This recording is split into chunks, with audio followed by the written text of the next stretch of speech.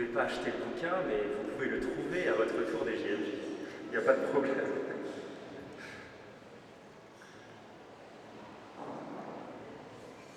Notre histoire commence par un drame.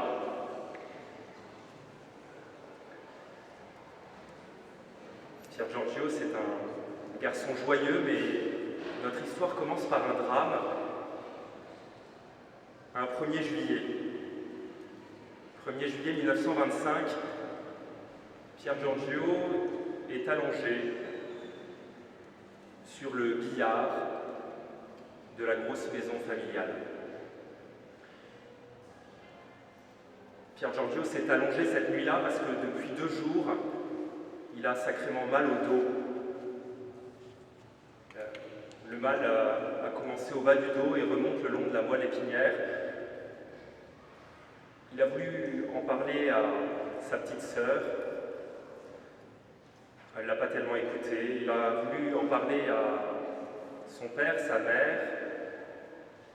Oh, c'est une simple influenza, comme on dit, une petite fièvre, un peu d'aspirine, va te coucher. Il faut dire que dans la grosse maison des Frassati, une énorme baraque, plutôt bien cossue, à Turin, eh bien, on s'agite ces jours-ci puisque la grand-mère de Pier Giorgio est en train de mourir. Ça fait des années qu'elle est en train de mourir. Elle est très âgée, fatiguée. Elle fatigue un peu tout le monde parce qu'elle est devenue un peu gâteuse. Et on est très étonné que Pier Giorgio, qui a 24 ans depuis quelques mois, on est en 1925, on est très étonné que Pier Giorgio se plaigne. Pier Giorgio, c'est cet homme courageux, joyeux, beau gosse, bon vivant, force de la nature, alpiniste de haut niveau, cet homme qui en envoie, qui a des amis à des endroits où on ne l'attend pas, lui, le garçon de bonne famille, jusque dans les faubourgs de Turin. Et bien Pier Giorgio, il est allongé sur le billard, non pas pour une opération, mais le vrai billard, le beau billard de la maison familiale. Pier Giorgio se traîne jusqu'à sa chambre et s'endort. Ça fait 3 nuits qu'il ne dort pas. Et puis, sa grand-mère meurt. On se prépare, on s'habille, on ouvre les placards de la chambre de Pier Giorgio pour lui présenter l'un ou l'autre costume qu'il faudra teindre en noir pour le deuil. Et puis, on laisse Pier Giorgio. On va préparer la toilette mortuaire de la grand-mère. On arrive le vendredi 3. Pier Giorgio pourra encore dire quelques mots. Et puis le 4 juillet 1925, au matin, Pier Giorgio meurt. Frappé par cette poliomyélite foudroyante que personne n'a vu venir, que sa famille a ignorée jusqu'au bout. Un peu comme cette vie de charité de Pier Giorgio a été ignorée jusqu'au bout par ses parents et ses amis. Et puis la première fois où on se dit, mais qui est ce garçon, en tout cas dans son entourage proche? C'est lors de son enterrement où une foule immense accourt de tous les faubourgs de Turin pour veiller ce garçon, pour l'accompagner vers sa dernière demeure, parce que tous, des plus petits aux plus grands, des ouvriers, des gens malades, des vieillards, tous ont un jour rencontré Pier Giorgio à leur service. Et le père de Pier Giorgio, un libéral, athée, et la mère de Pier Giorgio, une bonne bourgeoise, chrétienne mondaine, on dirait, tout d'un coup découvrent le visage de leur fils. Sa mère lui avait dit quelques instants avant qu'il meure: « On dirait vraiment que tu fais exprès de n'être jamais là quand on a besoin de toi, alors qu'elle préparait la toilette mortuaire de la grand-mère. » Et puis voilà que Pier Giorgio n'est plus là. Alors j'aimerais vous présenter cette figure de Pier Giorgio. On a 40 minutes pour découvrir quelques traits de ce garçon assez exceptionnel et extraordinaire. Alors comment on fait pour aborder un saint contemporain? Vous savez, les saints qui nous sont un peu lointains, on nous présente souvent quelques éléments qui ont été retenus avec le temps, qui sont passés au filtre de ce qu'on appelle l'hagiographie, la vie sainte. On a retenu les éléments les plus significatifs. Avec Pier Giorgio, on a tout en condensé, tout en bloc, des centaines de photos. Il avait un bon appareil. À l'époque, il fallait pouvoir se le payer, mais chez les Frassati, il n'y avait pas de problème. On a des milliers de lettres, ou des centaines plutôt. Il écrivait tout le temps. Comme des textos, mais un peu plus longs, sans cesse. Il renvoie à ses amis, il échange. Avec ses parents aussi. On a une abondance de données plus personnelles et du coup quelque chose de beaucoup plus tangible. Et ça, c'est ça qui m'a touché quand j'ai petit à petit découvert derrière la première image que j'avais reçue de Pier Giorgio, qui il était. Au début, c'était quelques phrases. Il ne faut pas vivre mais vivoter. Il ne faut pas vivoter mais vivre. Quelques phrases, mais ces phrases, est-ce qu'elles ont du goût? Bon, vous voyez, on peut même les inverser. Et puis, j'ai commencé à tomber sur certaines lettres que j'ai lues plus complètement. Elles n'avaient jamais été publiées intégralement en français. Alors j'ai travaillé à ça ensuite. Dans ces lettres, il y avait notamment ces lettres où Pier Giorgio signe Robespierre. Alors là, j'ai commencé vraiment à être intéressé. C'est qui ce bienheureux, béatifié par Jean-Paul II en 90, qui signe Robespierre, avec un petit mot doux en plus, Terror omnia vincit, en Jésus-Christ. C'est qui ce gars que ses amis surnomment Fracassati, parce qu'il chante absolument faux, parce que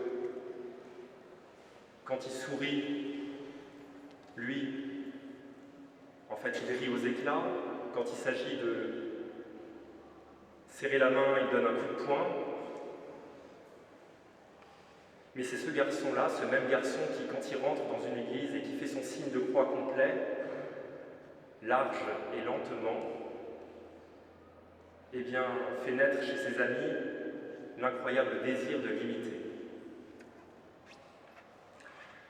Alors j'ai parcouru ces lettres, et je me suis demandé comment est-ce qu'on pouvait être le fondateur des Tiplouches, cette société, cette compagnie des Tiplouches, et non pas le fondateur de la compagnie du Saint-Sacrement ou de la Bienheureuse Miséricorde. Comment est-ce qu'on peut être le fondateur des Tiplouches et être un bienheureux qui nous fait vivre aujourd'hui?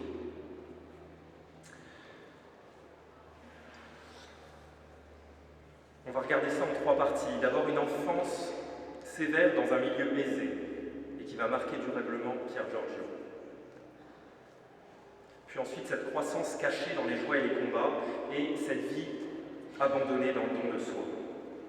Alors Pier Giorgio, il est né le 6 avril 1901 dans une famille aisée à Turin, cette ville très prospère du nord de l'Italie. C'est quasiment la capitale économique à ce moment-là. Il y a Fiat. Il y a eu une exposition universelle importante qui aura lieu en 1911, et donc cette ville rayonne, mais en même temps qu'elle rayonne économiquement, les faubourgs misérables se sont développés autour de cette grande ville industrielle. Son père, Alfredo Frassati, c'est le fondateur de la Stampa, on dirait Le Figaro, Le Monde, un des gros journaux italiens. fondateur de la Stampa, plus jeune sénateur d'Italie, très proche du président du Conseil, Giolitti,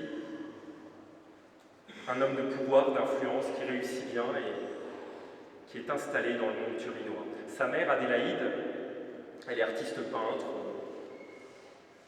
à ses heures perdues. Elle vend quelques toiles jusqu'au roi, Victor Emmanuel. Les Frassati,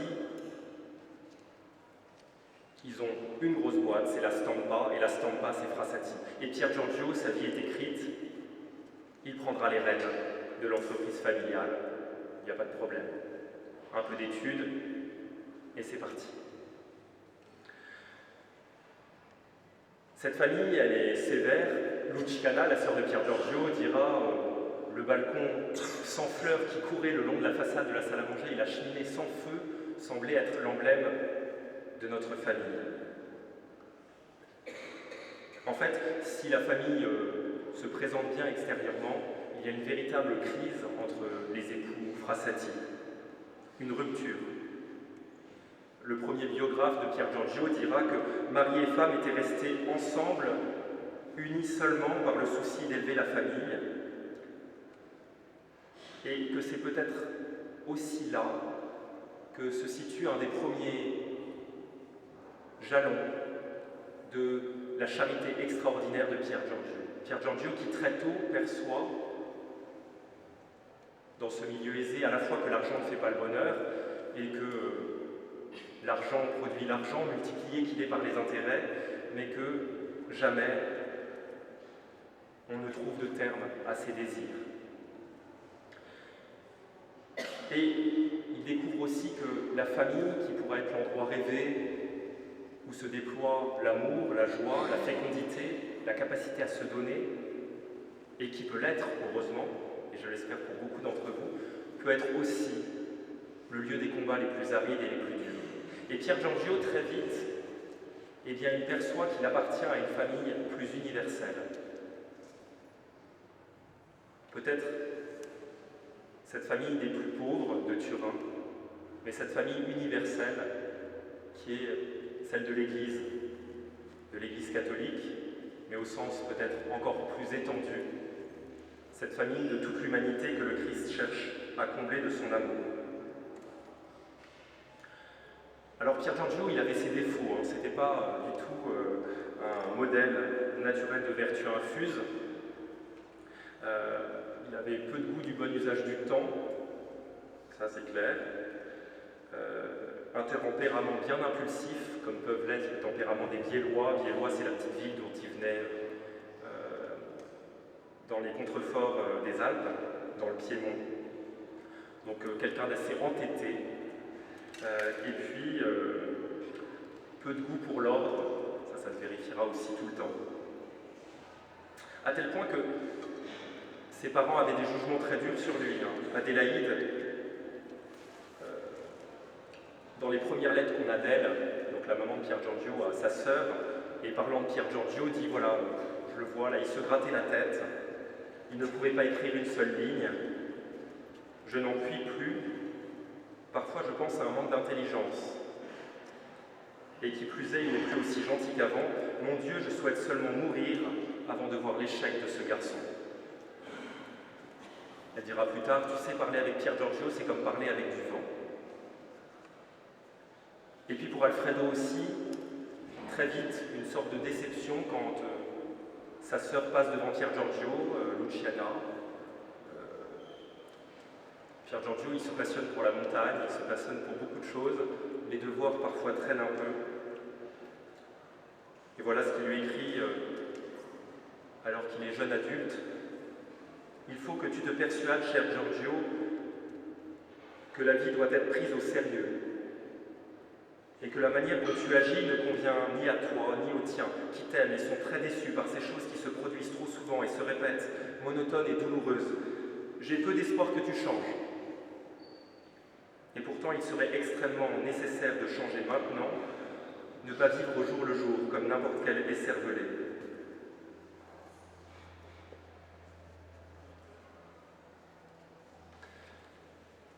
Pier Giorgio grandit à Turin, mais il grandit surtout à Polone. Polone, c'est une belle villa à côté de Biella, je vous en parlais à l'instant. Et de là, il part en excursion, il marche dans la montagne. Et très tôt, il se passionne pour ce lieu où il rencontre le Créateur. Et son amour pour les sommets ne va jamais cesser. Marcher, escalader, ouvrir de nouvelles voies, aller explorer des parois inaccessibles, voilà ce qui le fait rêver. Et puis au sommet, il chante à tue-tête, toujours un peu faux. Et le sport et le corps vont prendre une importance incroyable chez lui. Il dira, voyez quelle importance cela peut avoir d'être en bonne santé. Notre santé doit être mise au service de ceux qui n'en ont pas. Et ça, il le dira alors qu'il est au service des vieillards et des pauvres de Turin, touchés par la poliomyélite bien souvent aussi. Notre santé doit être mise au service de ceux qui n'en ont pas, car autrement ce serait trahir le don même de Dieu et sa providence. C'est peut-être pour ça qu'il sera présenté aussi comme patron des sportifs. Des saints sportifs, on n'en a pas tellement. On a des saints endurants, mais des saints sportifs au sens moderne, peu à peu, ils arrivent. Il y en aura peut-être parmi vous, il y en aura peut-être au JO l'an prochain, j'espère. Pour Pier Giorgio, tant de personnes souffrent dans leur corps qu'il faut rendre grâce d'être en bonne santé. Et ce corps-là, il peut être au service de nos frères, au service de Dieu.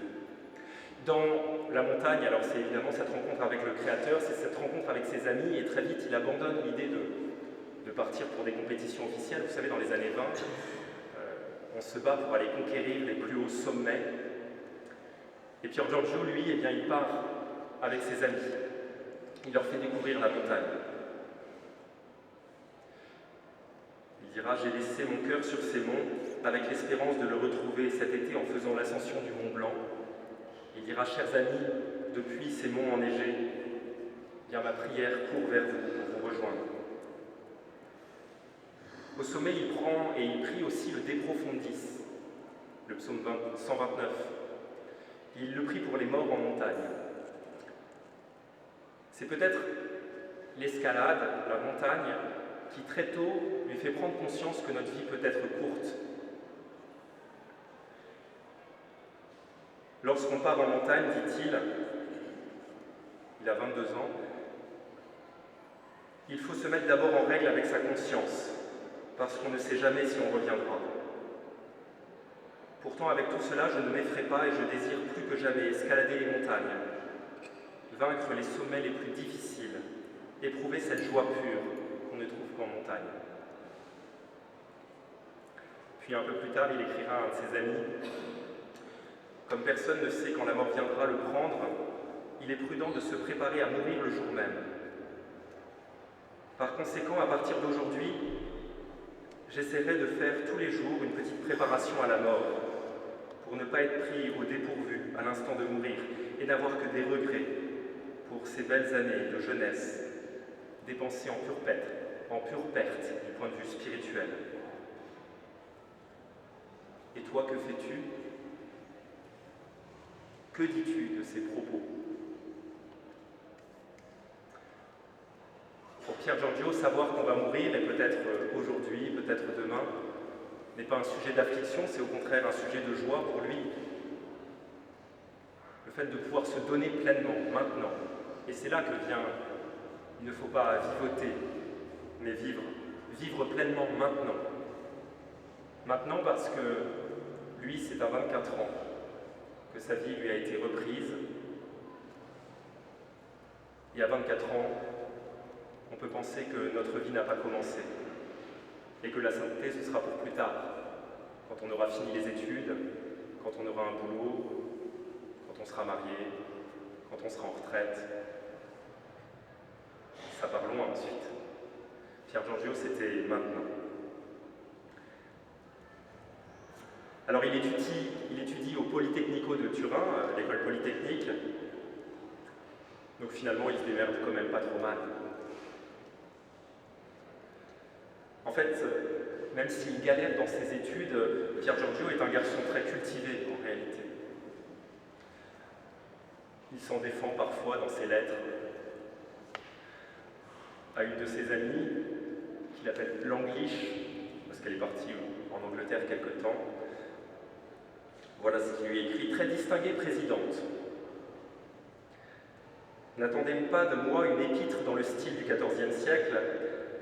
Nous autres misérables mortels, plongés comme nous le sommes dans des problèmes mathématiques, arides et abstrus, ne pouvons nous abreuver aux sources pures du beau style italien.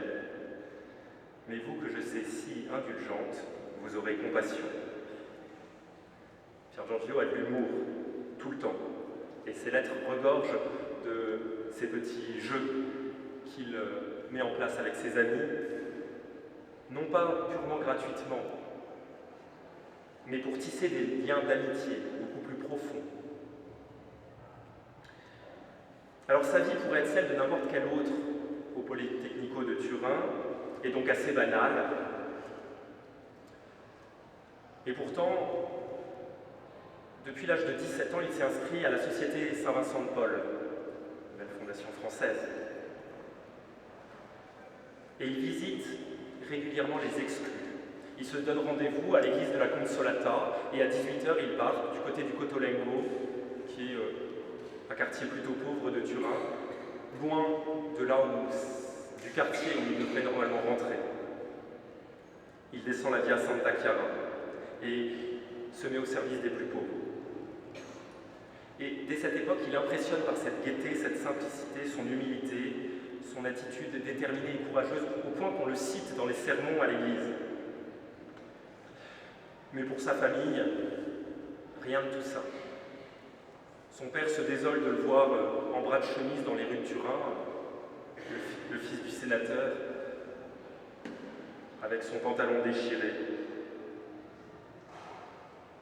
Et puis à l'âge où on admet normalement chez les Italiens que les garçons n'aillent plus du tout à la messe et ne fréquentent plus les églises, vers 15 ans à peu près, c'était une histoire de bonne femme, voilà comment on présentait les choses, et bien Pier Giorgio décide d'aller tous les jours recevoir l'Eucharistie.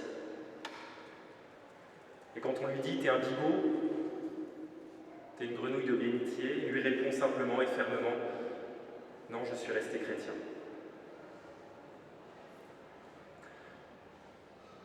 Pier Giorgio, au Polytechnicum de Turin, décide de s'engager pour être mineur. À la fois, il est passionné par les sommets et il descend jusqu'au plus profond de la terre. Il est passionné de cailloux globalement, il y a une collection de cailloux, un peu désolant, mais enfin bon. Visiblement, pour lui, c'est merveilleux. Il descend donc dans les mines et il dit, et il découvre ça quand il passe par Berlin, puisque son père sera ambassadeur d'Italie à Berlin, vous imaginez, dans l'entre-deux-guerres, aussi la responsabilité que cela recouvrait.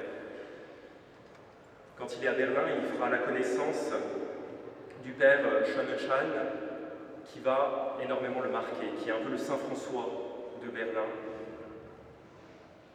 Et à ce moment-là, il hésite même à être prêtre. Et puis il se dit, mais dans l'Italie de l'époque, eh bien, comme prêtre, je ne pourrais plus être assez proche des pauvres. Je veux être dans les mines, dit-il, pour aider mon peuple, et je peux mieux le faire comme laïc que comme prêtre, car les prêtres ne sont pas au contact du peuple.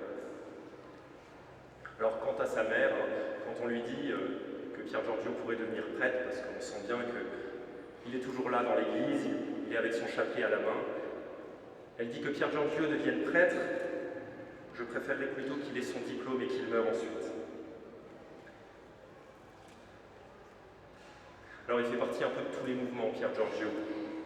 La Compagnie du Saint-Sacrement, la Conférence Saint-Vincent de Paul, l'Action catholique, l'Apostolat de la prière, la FUCI, la Fédération étudiante, le cercle Cesare Balbo, et puis Pax Romana, l'international de l'Église, qui est ces ponts que l'Église est en train de tisser progressivement entre tous les pays, notamment dans l'entre-deux-guerres, pour que des étudiants chrétiens de toute l'Europe s'unissent pour une Europe de la paix.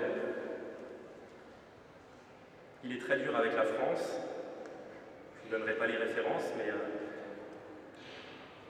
il voit et il dit, ce Ce que les Français font dans la Ruhr et en Allemagne, dans l'entre-deux-guerres, prépare un conflit et prépare pour l'Europe encore beaucoup de guerres. Il est assez clairvoyant sur ces questions politiques puisque son père y est engagé fortement. Il cherche un peu la pluralité partout, mais en même temps tout doit entrer dans un unique credo et c'est le Christ. Voilà ce qu'il écrit en 25. Cher ami, je t'écris au crayon parce que j'ai devant moi 2 stylos qui sont vides. Ça c'est bien le tempérament Pier Giorgio. Je suis venu à Turin avec la ferme intention de travailler d'arrache-pied et d'étudier sérieusement, sinon je ne viendrai jamais à bout de ces examens, qui à force de traîner, deviennent ennuyeux. Mais pour passer du projet à l'acte, il faut une volonté de faire, et je ne l'ai malheureusement pas. Au contraire, ma volonté est plutôt habituée à céder. Aussi ai-je besoin de prière, car c'est par elle, et par elle seulement, que je pourrai obtenir de Dieu la grâce de renforcer ma volonté, et celle de pouvoir mener à bon port ma barque sur le point de couler à pic dans la bourrasque de ces derniers jours de ma vie étudiante. Puis il dira plus tard, comme il a l'habitude de le faire, et de se confier toujours à ses amis, cette année je n'aboutis à rien. Parfois tout en étudiant, je me demande si je continuerai à suivre la voie droite, si j'aurai la chance de persévérer jusqu'au bout. Je voudrais m'acheminer dans la voie droite, mais je bute à chaque pas et je tombe.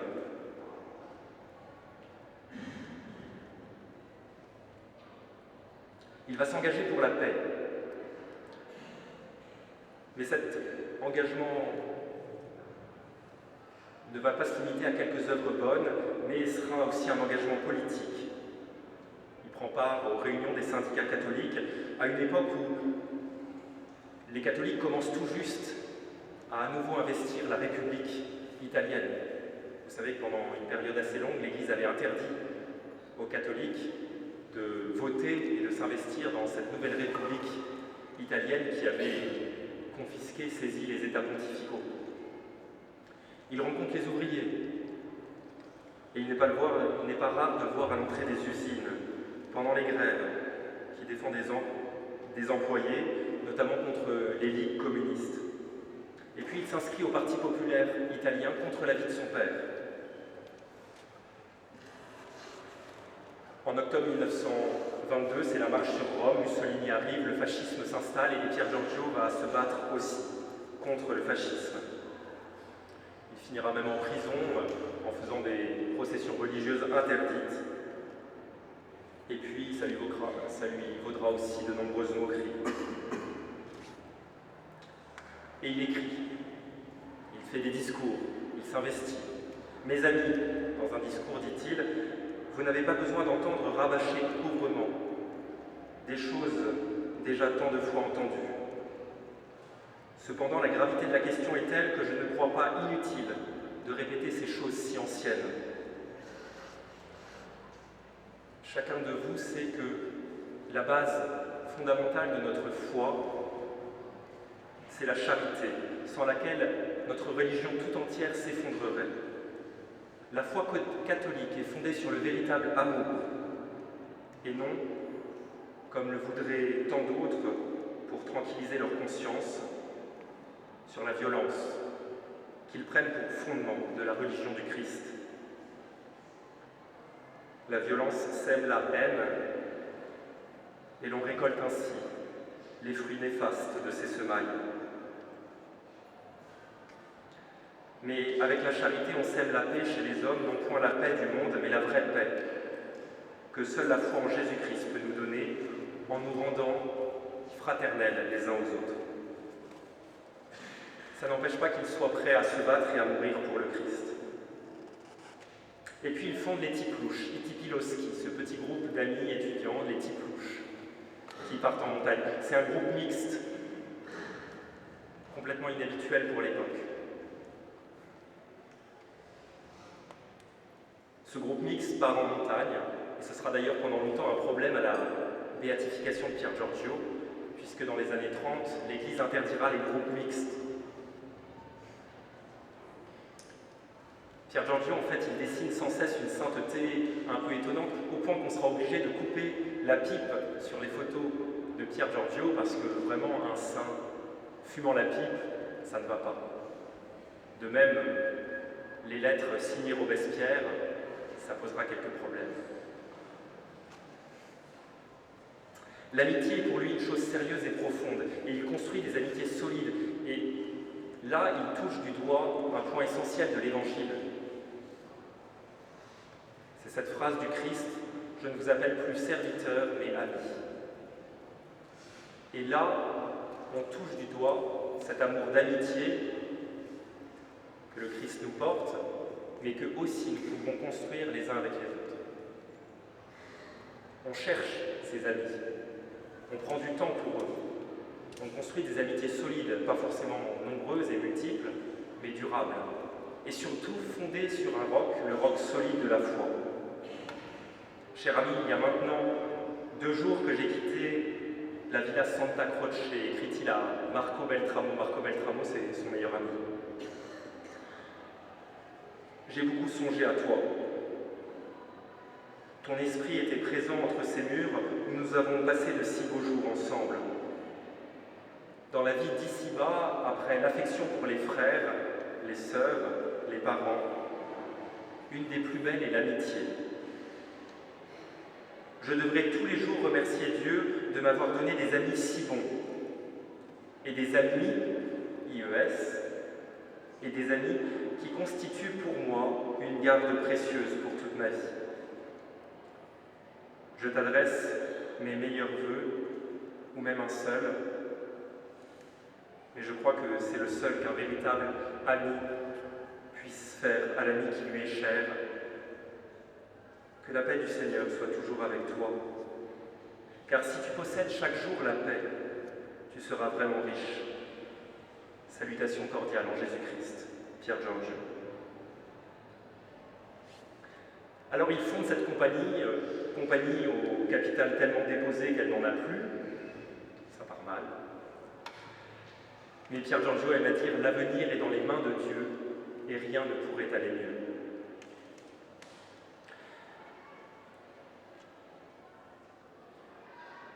Ils s'envoient entre eux des proclamations volontairement pompeuses. Proclamation. Boum, boum, boum. Robespierre à Pérolle. C'est suite à une pièce de théâtre qu'ils ont vue ensemble, le Comte Libre-Echard. Un soir, Marco et Pier Giorgio vont au théâtre voir ce... Je pense que c'est un vrai navet parce qu'il n'a jamais été redonné ailleurs. Il Comte Libre-Echard, Turin, 1924, si jamais vous trouvez dans le commerce. Ils assistent à cette représentation et juste après la pièce de théâtre, eh bien, Pier Giorgio, qui a trouvé que Marco ressemblait vraiment beaucoup à Perrault, qu'il appelle Pérolle en bon italien, lui dit, eh bien, salut au Pérolle. Et Marco de répondre à Pier Giorgio, salut Robespierre. Les surnoms sont adoptés et ils serviront longtemps. La compagnie des Diplouches, sous-section unique, La Terreur. La Terreur, c'est Marco et Pier Giorgio. Mais peut-être faut-il mieux être un terroriste pour rire qu'un saint pour de faux. Et je crois que c'est ça que Pier Giorgio nous enseigne principalement.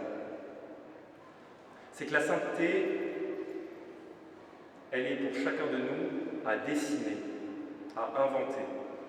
Cet appel universel à la sainteté, hein, c'est votre vocation chrétienne, je ne vous apprends rien, c'est notre vocation à nous, d'être saints. Il n'y a pas tellement d'autres enjeux. Si notre vie s'arrête demain, c'est la sainteté. Si elle s'arrête dans 10 ans, c'est la sainteté. Être saint, si c'est bien ça le but de notre vie, c'est d'être de plus en plus fidèle à cette image que Dieu a mis en nous. Vous êtes à la ressemblance de Dieu, chacun. Et donc la sainteté, ce n'est pas cocher quelques cases d'un programme de sainteté ou ressembler à Pier Giorgio ou ressembler au curé d'Ars ou ressembler à Sainte Thérèse de Lisieux. La sainteté, c'est ressembler à vous, tel que Dieu vous a créé. Vous, qui êtes-vous? Tel que vous ne vous connaissez peut-être pas encore, mais qui es-tu? C'est qui cette personne qui dit Dieu dans le monde, mais pas qu'à moitié, elle le dit par toute sa vie et par tout ce qu'elle est. Pierre Giorgio, c'est ça. S'il avait voulu cocher les cases de la sainteté, il n'aurait pas créé les Diclouches. Il n'aurait pas signé ses lettres Robespierre. Il n'aurait pas fumé la pipe. Il ne serait pas parti en montagne avec des filles. Ça ne coche pas les cases de la sainteté à l'époque. Mais lui, il dessine un chemin nouveau. Et donc, il dessine aussi une sainteté qui nous dit comment suivre le Christ. Donc la sainteté, ce n'est pas être bien élevé, ce n'est pas être gentil, ce n'est pas être une petite carte figée avec 3 mots derrière. C'est être pleinement soi-même devant Dieu, parce qu'en faisant ça, on révèle Dieu aux autres. Et là, on tient sa place dans le monde. Il n'y a pas d'autre sujet.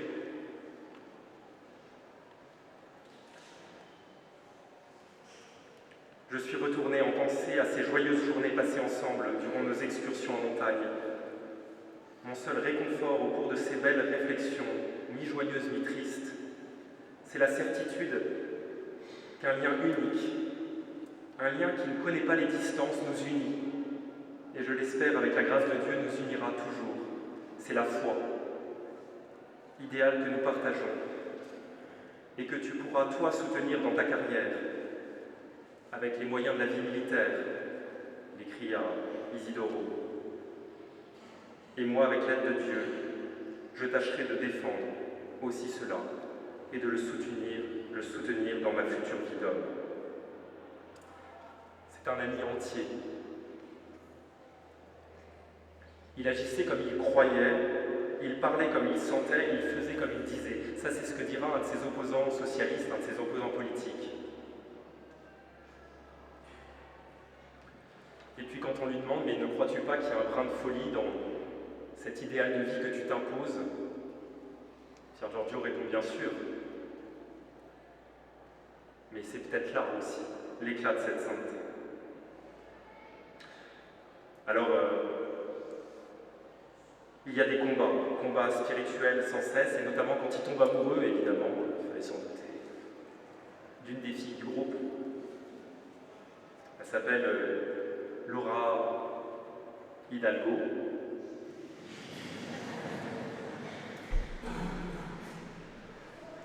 Rien à voir avec d'autres personnes connues.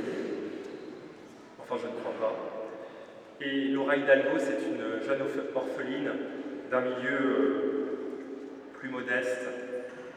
Et donc, il ne siérait pas que Pierre Giorgio la fréquente. Et très vite, il va devoir accepter de ne pas se lancer dans cette relation. Pourtant, Pierre Giorgio, je vous ai dit, c'est quelqu'un d'entier. Et quand son père, un jour, à propos d'un ami de Pierre Giorgio, dit « Ah, c'est un si bon fils qu'il épousera celle que son père voudra », Pierre Giorgio avait rétorqué tout de go « C'est un bel idiot ».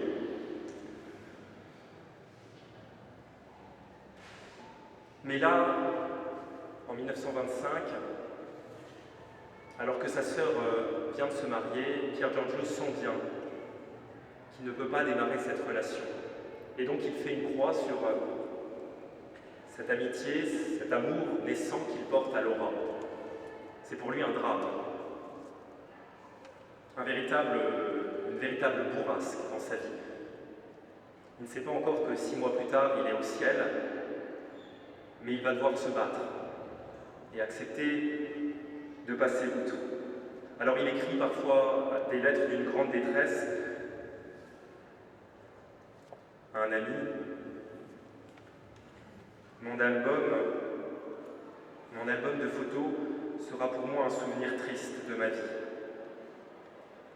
Mais de toute façon, j'affronterai les aspérités, je l'espère, en me préparant dans la prière et dans l'espérance à passer un jour ou l'autre dans une vie meilleure. Ma maladie est telle qu'aucune intervention humaine ne pourra la faire cesser. L'intervention humaine pourra m'apporter des remèdes qui pourront peut-être atténuer la crise, mais non pas extirper la cause du mal. Seule la foi peut être mon espérance, mon réconfort. Alors, s'il te plaît, prie beaucoup pour moi. Cette maturité, elle se fait chez Pier Giorgio dans le don complet de lui-même et dans cette famille des pauvres qu'il a trouvée. Nous devons aller vers ceux qui souffrent et chercher à les soulager, car la religion catholique est fondée sur la charité qui n'est autre que le plus parfait amour. Sans ce feu, cette charité qui nous presse et qui doit peu à peu détruire notre individualisme afin de nous faire vibrer seulement aux souffrances des autres, nous ne serions pas chrétiens. C'est comme ça qu'il dit le matin, je prends une tasse de café et je m'en vais retrouver des malades à l'hôpital. Pour lui, cet amour doit se faire peu à peu, quotidiennement, sans cesse. N'oublions jamais que si la maison est sordide, c'est vers le Christ que nous allons quand nous visitons ces pauvres. Quand une de ses amies, bien accoutrée, le retrouve dans une soirée mondaine où, comme d'habitude, il est fagoté n'importe comment, et notamment avec un chapeau entrebâillé et bien moche. Elle lui lance un « Pier Giorgio, vous pourriez changer de chapeau ?»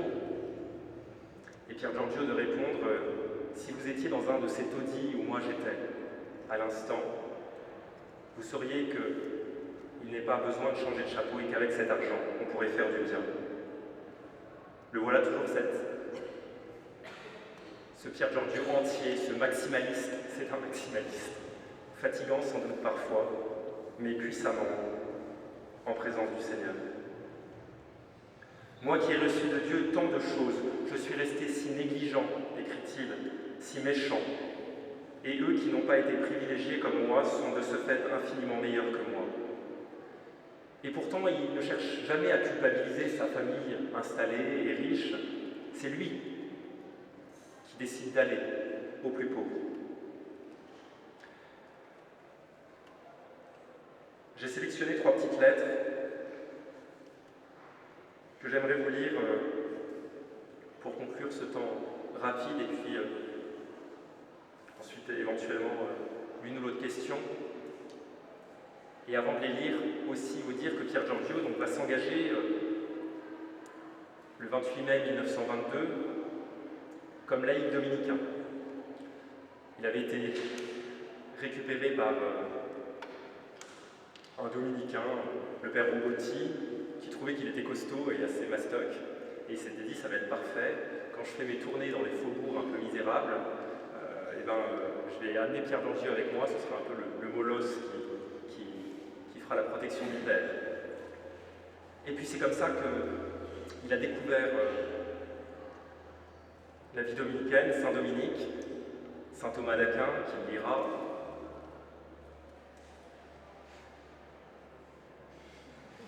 Il est toujours là.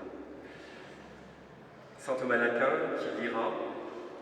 Augustin, Catherine de Sienne. Il va se familiariser avec cette vie dominicaine, à la suite de Dominique, cette vie à la fois d'études, de passion. Il emmènera d'autres amis aussi à sa suite, et notamment dans cette année 1921-1922 où, à cette époque, les 700 ans de la mort de Dominique. C'est un membre de la jeunesse dominicaine. À Gian Maria Bertini, une lettre écrite peut-être dans les moments les plus sombres, fin décembre 1924. Très cher ami, je ne sais ce que tu pourrais bien penser de moi en lisant cette lettre. En effet, moi-même, ces temps-ci, je sens toute la pourriture qui s'exhale de moi. Et pourtant, ma faiblesse, mon caractère si volubile et mal assuré m'entraîne pas à pas. Je voudrais venir avec vous en excursion mais mon esprit est trop déprimé et il ne pourrait profiter de votre compagnie. Il vaudrait mieux pourtant pour moi. Moi qui n'ai rien fait jusqu'à présent et qui ne fais que des choses stupides quand il s'agit de faire quoi que ce soit. Il vaudrait mieux pour moi être en bruyante compagnie et de retrouver la bonne ambiance. Bon, en fait, la meilleure voie serait de rester à la maison et dans le silence, de me dédier à l'étude. Mais alors que je vois que cette voie est la bonne, je ne la suis pas par manque de volonté. Cette lettre, comme tu le vois, est sans queue ni tête, pleine de pauvres et confuses idées qui reflètent mes capacités mentales actuelles. Oui, à vous, Cénacle, auquel je désirerais ardemment appartenir, si le doute qui agit continuellement mon esprit ne l'obstruait, tout comme d'ailleurs la lutte sans victoire qui tourmente ma conscience, lutte pour supprimer toutes mes négativités afin de me tourner vers une vie meilleure, à vous, Cénacle, je vous demande compassion et prière, afin que je trouve la force de vaincre cette dure mais nécessaire lutte.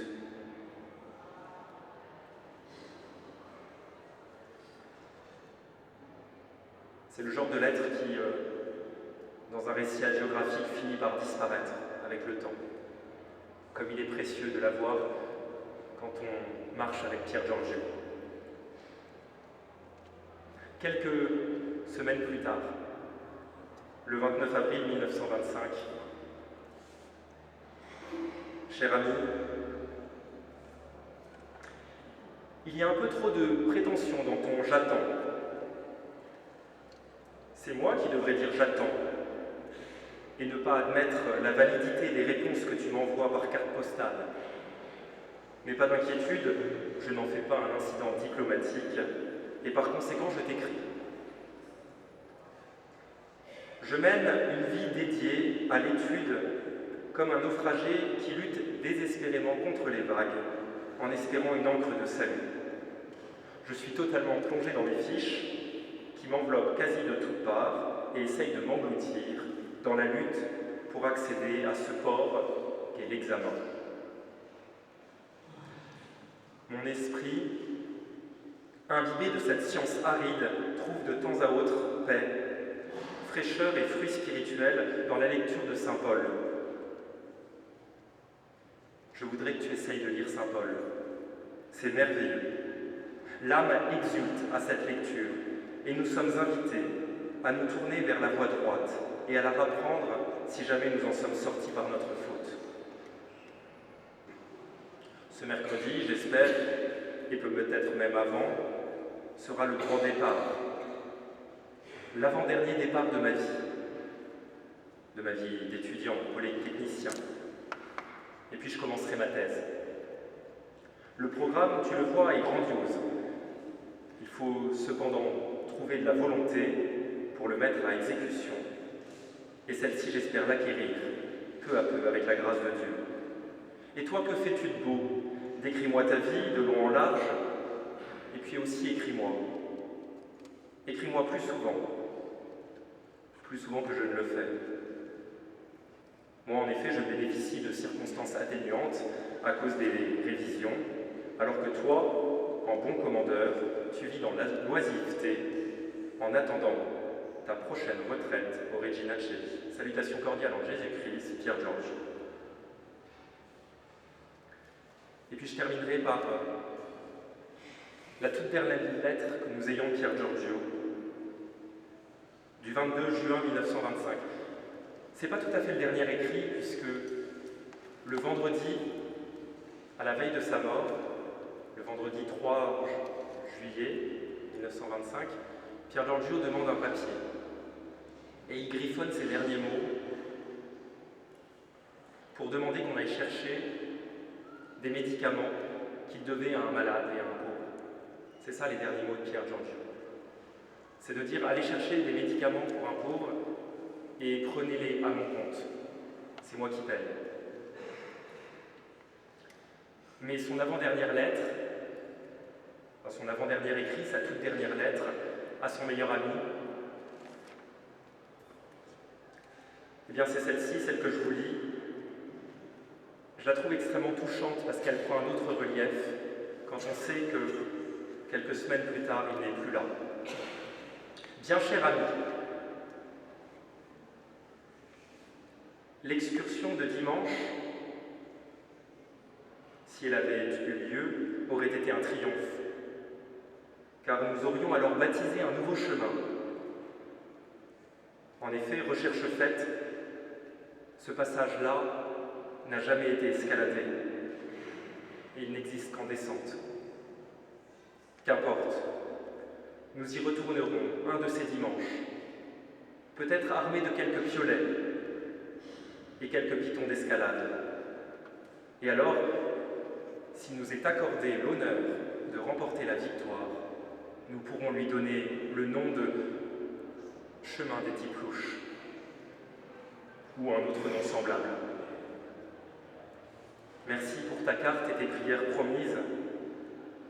Elles me sont particulièrement agréables et elles serviront plus que tout et par-dessus tout à celui qui s'apprête à accomplir un grand pas. Ce soir devrait avoir lieu l'Assemblée Générale, à laquelle malheureusement je ne peux pas participer. J'aurais voulu élever une voix de protestation, mais ce sera pour une autre fois. Je te dispense de répondre, car je sais que tu es très occupé. Je tâcherai de t'écrire pendant mes temps libres. Moi, je ne veux pas que tu te préoccupes de m'envoyer une réponse. Plus tard, tu me diras tout de vive voix, et nous n'aurons plus alors à nous soucier des révisions ou de l'heure fixée pour rentrer à la caserne. Je prierai Dieu de t'illuminer pour que tu obtiennes une bonne moyenne. Salutations terroristes. Pier Giorgio Frassati.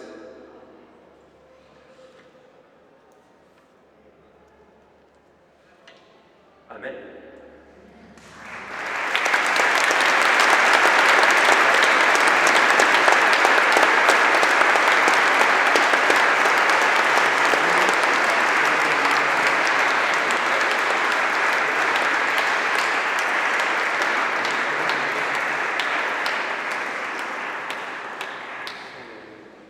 Je cherche des jeunesses dominicaines. Ah, voilà. On en a deux parisiens qui viennent vous dire deux mots sur la jeunesse dominicaine à la manière de Pier Giorgio. Merci mon père pour ce topo. Compliqué de passer après vous et après les mots de Pier Giorgio, mais si vous avez encore 5 minutes d'attention, 2 minutes d'attention, on va vous parler rapidement du tiers-ordre dominicain qui a tenu quand même une certaine place dans la vie de Pier Giorgio Frassati et des chapitres de jeunesse dominicaine. Je m'appelle Pierre Desplats, je rentre en Master 2 à Sciences Po et je suis membre du chapitre de jeunes laïcs dominicains qui s'appelle justement Pier Giorgio Frassati avec Thibaut. Oui, du coup, je m'appelle Thibaut et moi je rentre en Master 2 à l'Université Paris-Dauphine. Ce qui m'a particulièrement touché dans la vie de Pier Giorgio, c'est que, comme lui, je viens d'un milieu qui est plutôt privilégié, mais comme lui, je veux suivre le Christ, mais seulement parfois je me sens en manque du fait que ce milieu, qui bien que chrétien, ne satisfait pas forcément pleinement mes aspirations à une vie plus simple, plus proche des plus pauvres. Donc voilà, j'ai voulu m'engager dans la jeunesse dominicaine pour ces raisons, pour suivre notamment Pier Giorgio Frassati. Et moi, ce qui m'a super touché, c'est l'unité de vie profonde de ce gars, de sa vie de prière extrêmement fournie, et notamment pour l'époque, à ses engagements politiques, ses engagements sociaux, et sa joie profonde. Pour vous dire à quel point ça m'a touché, c'est que c'est après avoir lu sa biographie et le recueil de lettres édité justement par le frère Charles, que j'ai demandé à mon père Spic, qui était dominicain naturellement, si c'était possible de rejoindre le tiers-ordre dominicain. Mais du coup, qu'est-ce que c'est qu'un tiers-ordre? Vous vous demandez tous. Quand on a un ordre religieux, a priori c'est fait pour les religieux. Mais il y a plein de laïcs qui sont très touchés par cette spiritualité et qui voudraient vivre de cette même spiritualité.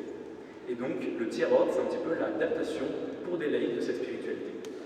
Et chez les dominicains, ça fait plus de 800 ans qu'on a des laïcs qui vivent les 4 piliers de la règle de Saint-Dominique, de l'ordre de Saint-Dominique, qui sont la prière, l'étude, l'apostolat et la prédication, et la vie fraternelle. Voilà, seulement aujourd'hui, les laïcs dominicains, notamment en France, ne sont pas forcément adaptés pour les jeunes. Pourquoi? Parce que, en étant frère laïc dominicain, on s'engage à vie à suivre les 4 piliers que Pierre vient d'énoncer. Et quand on est jeune, souvent, voilà, on peut discerner une vocation de frère dominicain, discerner une vocation d'homme marié, discerner une vocation de jésuite, peut-être pas quand même. Et du coup, le chapitre de la jeunesse dominicaine il est adressé aux étudiants qui vont discerner cette vocation-là et qui peut-être peuvent bouger, notamment à cause des stages, à cause des changements de master, etc.